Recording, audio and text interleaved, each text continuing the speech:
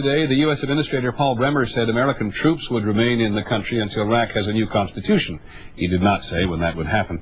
This is getting very frustrating for U.S. soldiers in Iraq. Just last week, the men and women of the 3rd Infantry Division were told by Secretary of Defense Rumsfeld they were going home. And they have been very outspoken today about someone changing their mind. They were talking to ABC's Jeffrey Kaufman in Fallujah.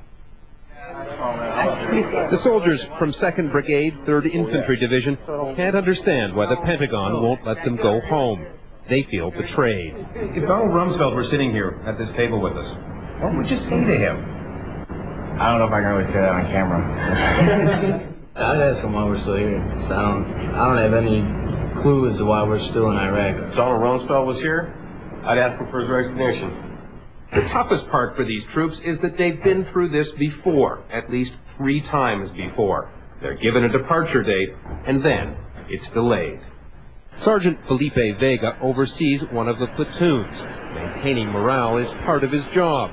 It's not easy when the Army keeps changing the orders. They turn around and slap you in the face again, you know. Is that the way it feels, like you've been slapped in the face? Well, yeah. Kicked in the gut, slapped in the face. The 2nd Brigade was among the first to reach Baghdad during the war. They believed in their mission then. They don't seem to anymore. I used to want to help these people, and now I don't really care about them anymore.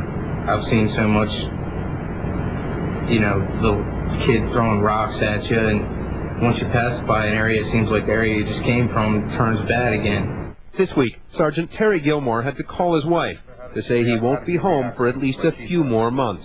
When I told her, she started crying. And I almost started crying. I just felt like my heart was broken. These men will continue to do their job, but their heart is no longer in it.